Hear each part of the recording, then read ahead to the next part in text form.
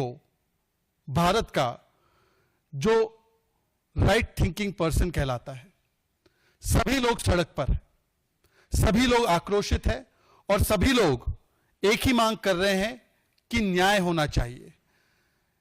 Everyone in this country is outraged even today with what has happened at RG Medical Care Hospital, the brutal gang rape and the murder of the trainee doctor.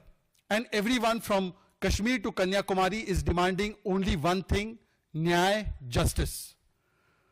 पर न्याय देने के बदले, justice देने के बदले तृणमूल कांग्रेस की सरकार का एजेंडा बन चुका है कि न्याय मत दिलाओ, बेटी को मत बचाओ, केवल और केवल बलात्कारी बचाओ। और इस बलात्कारी बचाओ अभियान में तृणमूल कांग्रेस इतना आगे निकल चुकी है कि आज यह कहना अतिशयोक्ति नहीं होगी कि टीएमसी का मतलब तृणमूल कांग्रेस नहीं, तालिबानी मुझे चाहिए और तानाशाही मानसिकता और कल्चर बन चुका है। Instead of securing justice for the victim of this brutal gang rape, TMC's priority seems not to be beti bachao, not to be beti ko nyay dilao, but to be only and only balatkari bachao. And in this attempt of balatkari bachao, the TMC today has come to represent तानाशाही मुझे चाहिए culture.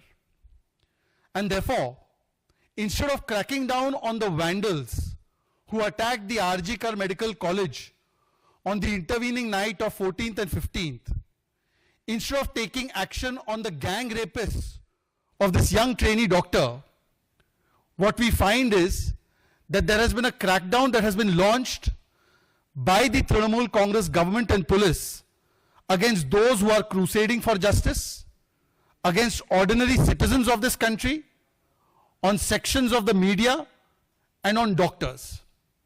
Trinamool Congress की जो सरकार है वो न्याय दिलाने के बदले और जो कार्रवाई है उन हत्यारों पर, उन बलात्कारियों पर करने के बदले आरजी कर मेडिकल कॉलेज में जो सुनियोजित ढंग से तोड़फोड़ करने के लिए घुस गए थे उन पर करने के बदले वो जो लोग न्याय की गुहार लगा रहे हैं, जो आम नागरिक है, जो डॉक्टर्स है, जो इस अभियान में जुड़े हुए हैं और जो मीडिया कर्मचारी है, उन पर कार्रवाई करने पर आमादा हो चुकी है।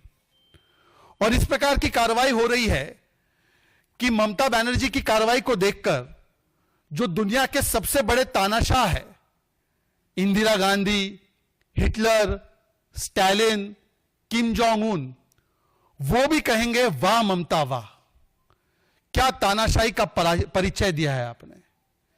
Even the most gravest of dictators in this world will look at Mamata Banerjee's actions and say that she has gone a step ahead of us. She has gone a step ahead of Kim Jong-un.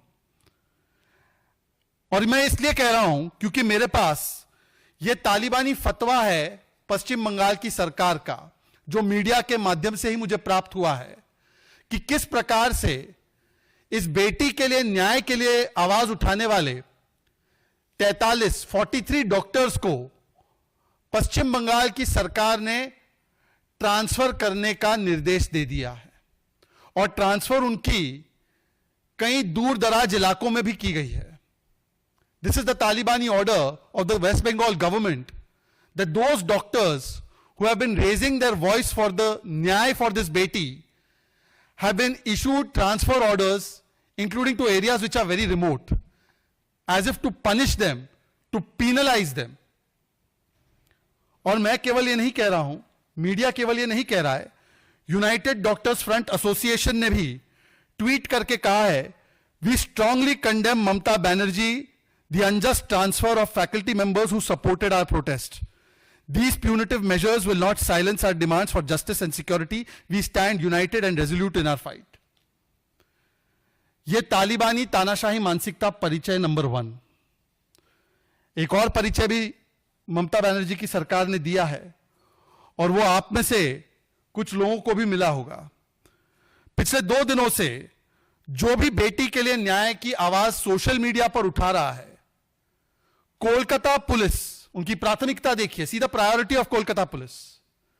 5,000 7,000 लोग जो RG Kar medical college में घुस गए उनको नहीं रोकना है, बलात्कारियों को नहीं पकड़ना है, संजय राय जैसे लोगों को पुलिस वेलफेयर बोर्ड से नहीं हटाना है। कार्रवाई किस पे करनी है? जो आम सोशल मीडिया पर भारत के नागरिक आवाज उठा रहे हैं, तो कोलकाता पुलिस उन्हें लव लेटर भेज रही है यह कहते हुए कि आप अपना ट्वीट हटाइए, आप अपना पोस्ट हटाइए, वरना आधी रात को हम आपके पास आ जाएंगे और आपको पकड़कर ले जाएंगे। और कुछ एक आध पत्रकारों को अपना एक्स का हैंडल, ट्विटर का हैंडल डिलीट करना पड़ा है।